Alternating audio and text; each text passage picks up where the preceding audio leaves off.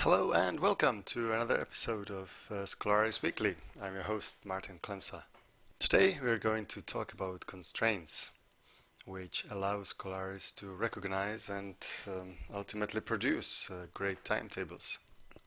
So, what are constraints? Let's start with creating an empty timetable from scratch.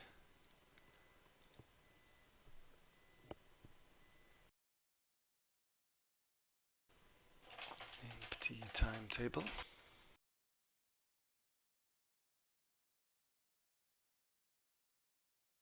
So we can see that no lessons are scheduled and our health and fitness are 0%. But why is that? It's because we've set some constraints which are unsatisfied in this timetable. For example, if I click the global breaks, I can see a room is unbooked and time is unbooked for all the lessons. But this is just a constraint as everything else. So let's create a new configuration set for our constraints and turn them all off. So view all constraints that are enabled. Just keep turning them off. There are quite a few of them. Over 70 in fact. So let's keep clicking there. So no constraints are turned on and our timetable is suddenly healthy. And that's because we haven't specified that we actually want to schedule any lessons in the timetable. Let's go back to the configuration set and switch to the grouped view and show us all constraints. And at the bottom here you can see a group called Essentials. So these are essential constraints that should never be turned off if you're a regular school, but we've turned them off just for the sake of this experiment. So I can see that one of the constraints is lesson time unbooked. So I'm gonna turn this back on. And this is a hard constraint by default. Its penalty is 100 and it says that it checks whether a lesson is assigned a day and a period. So if I hit save, suddenly I'm back to 0% health, and that's precisely because all my lessons are unbooked. Let's run the optimization.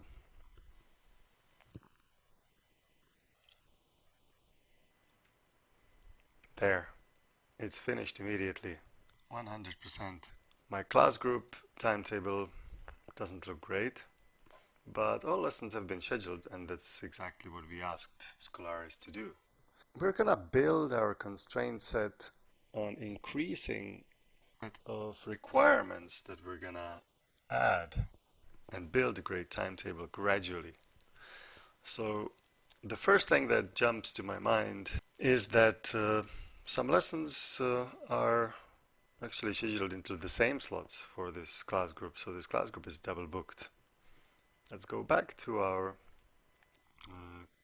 set of constraints and find the subgroup double booked constraint, which acts for class groups and students basically. So let's turn this on and save. Our health jumps down to 7% because we have loads of double bookings. And let's run the optimization. And there we go. We have a feasible timetable with 100% health and fitness again. But still, this is probably something that we don't want to see in our school because there are gaps in the daily schedules for the students. Even though they're not double booked, this is still not what we want. So the next thing we're going to turn on is the gap checking. So let's find the gaps group, and we can see that subgroups max gap length and subgroup max gaps per day both are turned off, so I'm going to turn them on. Again, my health drops down considerably. These are terrible timetables, so let's run it.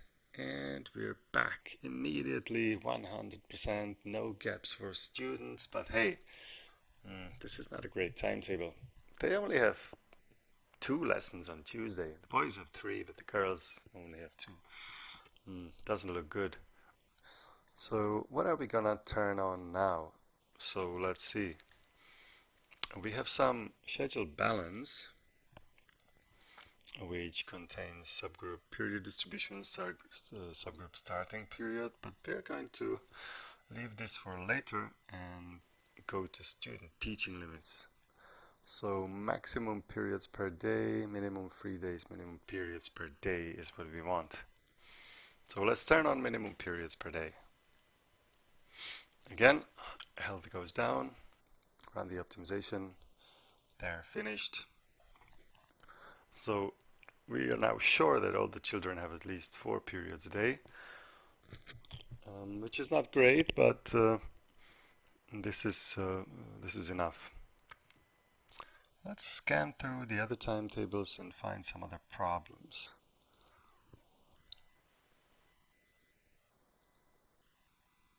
Okay, so 7A, Wednesday, they start too late. What's going on? They should start at 8. Back to the constraint configurations. Subgroup starting period. Let's turn this one on. And also, you can see that this is a dual constraint, which means it acts both as a hard constraint and a soft constraint. Let's review the class group configuration to see what I mean exactly. In the class group configuration, there is a desired start of school and the latest start of school. And these both are checked by one constraint, which is the subgroup start.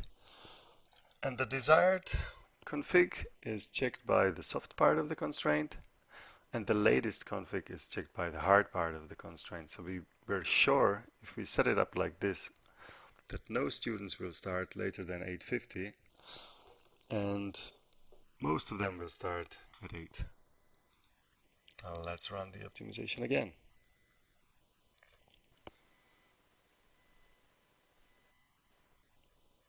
Now it's finally getting some time to finish, but there we go. So now the student timetables start to look like real timetables. But what's happening to the teachers? Let's review a teacher timetable. Okay, that is not good. There are double booked lessons for the teachers and they are not marked as a problem. So what's going on here? Now the problem is we haven't actually turned on the teacher double booking constraint. So let's go to Essentials again and turn on the teacher double booking. So immediately we're down in health, and that's because there are so many problems. Gonna have to fix them by running the optimization again. Okay, that starts to look like something we might want to see. And there we go. So again, we've turned on another constraint, and now the timetable maybe is something that could be used in a school. Or is it?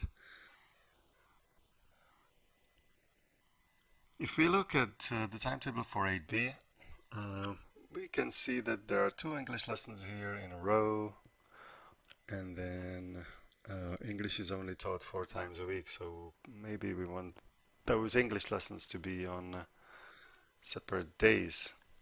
If you look at other timetables, we see the same kind of problem. So this one would be down to the course distribution turned off. So let's go to schedule balance and turn on the course distribution. And course daily booking as well, because that is a similar constraint. Checking whether one course is booked on the same day. If I turn this on, I probably won't reach 100% fitness anymore. Maybe I will, I'm not sure. Okay, there we go. So that's fine. So now the student timetables aren't too bad, but still, for example, in this one, on Tuesday they have 7 lessons, and on Wednesday they have 4. Not a great thing to see. Let's see if we have a constraint for that. And we do. It's called subgroup period distribution. Let's turn this one on and run the optimization again.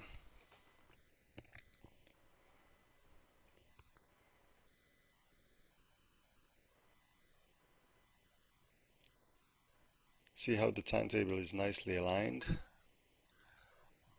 That's what we want.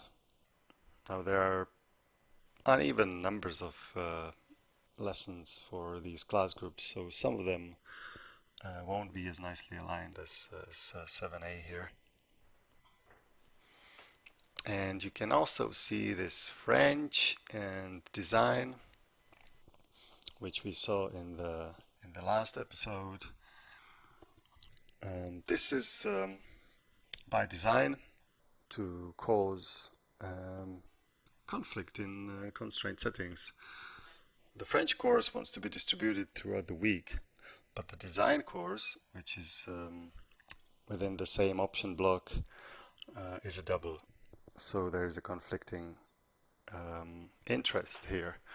The French, should it be on different days, or should it be just aligned with the design course twice a day?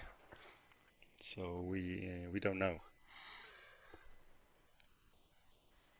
Anyway, let's examine the teacher timetables again.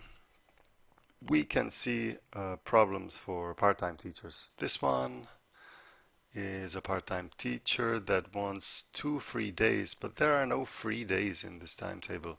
It goes down to the constraint being turned off. So we need to find the teacher teaching limits and turn on the minimum free days. Let's do that. And optimize. Let's find some other part-time teacher.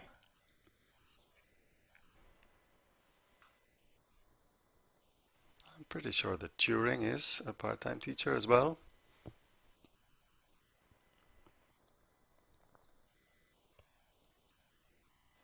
And indeed he is.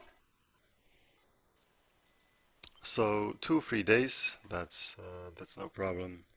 Let's examine the teacher timetables even more. So here on Tuesday for Pascal, you can see a lot of idle times. 2 gaps in the schedule, which again is something that we don't want. So let's go to the teacher configuration again and find the gaps for teachers, and let's turn them on. Maximum gaps per day, maximum gap length. So there is still no problem reported here, but that's because this 5th period is actually a lunch for Pascal. Let's check that my assumption is correct, and indeed it is. Let's actually, just for the sake of correctness, turn off this lunch. And we can see an orange bar appearing here saying that maximum gaps per day for Pascal is broken. Another teacher aspect is, for example, the maximum number of consecutive lessons that they teach. 6 consecutive lessons, that might be too much. And indeed, in our settings, there are only 5 consecutive lessons allowed. But because this constraint has been turned off, Skolaris doesn't care about this. So let's go to teaching limits and turn on our maximum consecutive teaching periods, maximum teaching periods per day, and maximum working periods per day. So again, this is not allowed anymore. I have to re-optimize the timetable. That was quick. Let's find some Other timetable here, Alan Turing. Another problem. He goes in just for one lesson on Thursday. Do we have a constraint for that? We do. That's the uh, minimum periods per day for a teacher, which has been turned off. Let's turn that on. We can see a problem marked here, and running the optimization. Turing now has 3 free days and comes in. But he comes in on Friday, and I think Friday is actually his mandatory day off. Again, this constraint has been turned off. So let's go to time slot availabilities and turn on teacher availability constraint. This is immediately very bad. There are a lot of lessons placed in slots that have been marked unavailable. So we need to deal with it.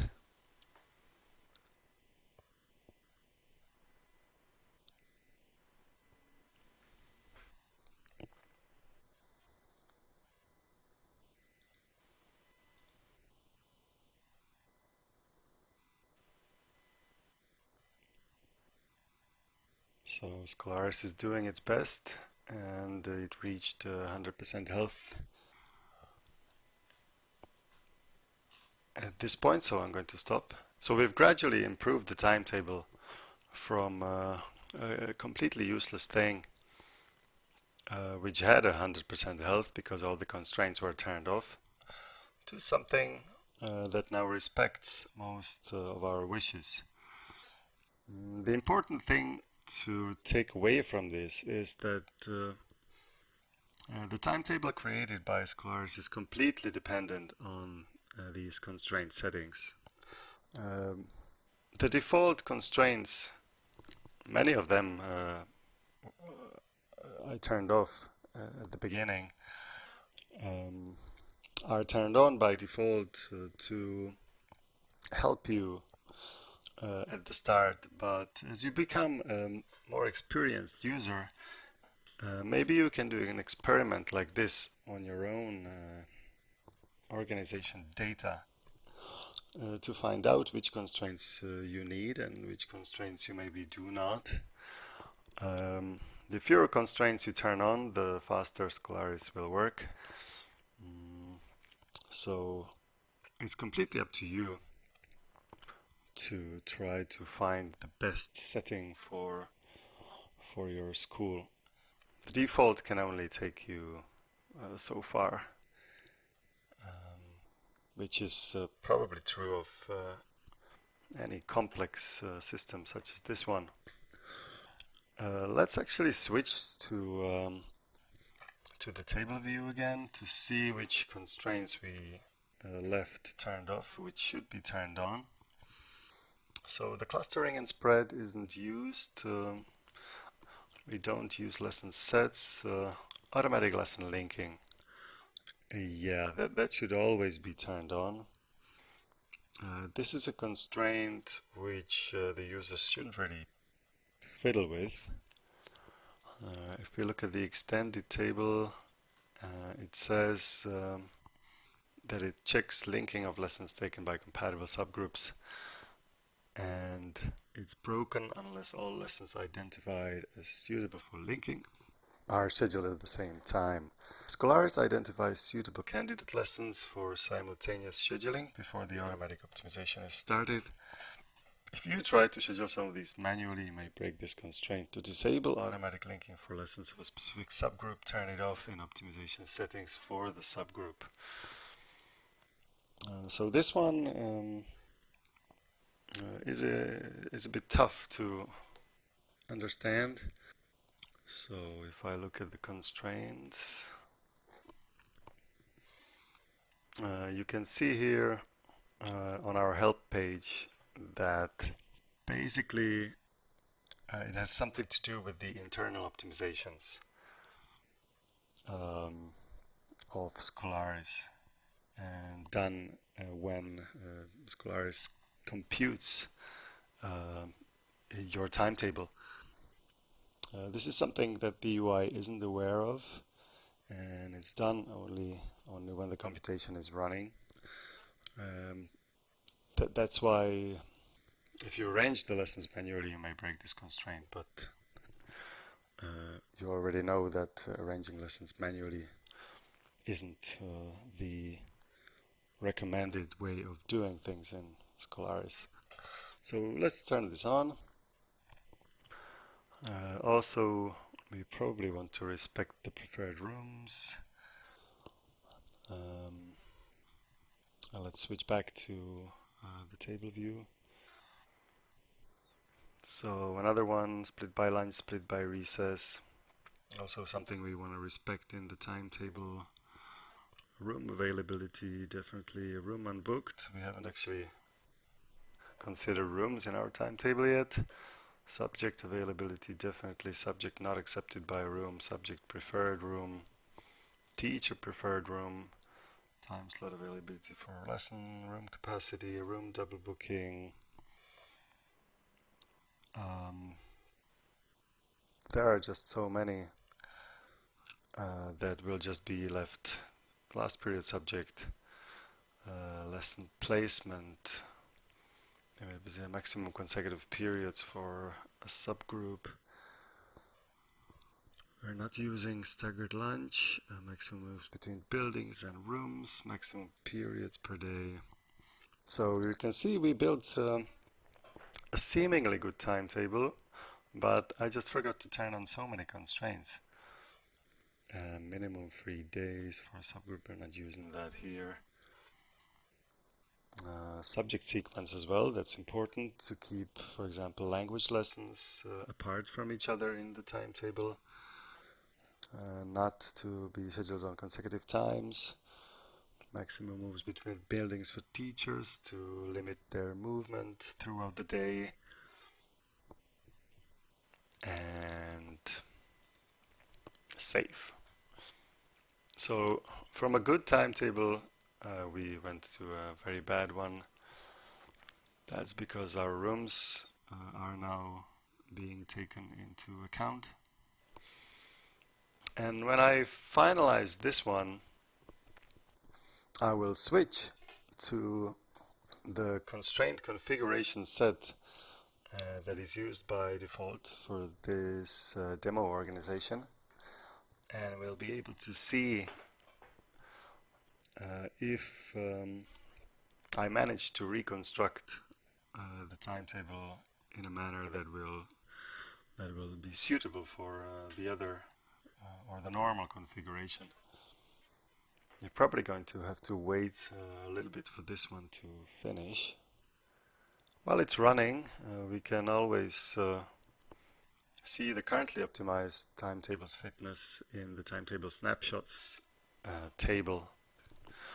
And we can always see the best feasible timetable and the fittest timetable that was found during the optimization. We can load it into the view for review. And I think we're back to 100, so I'm going to stop.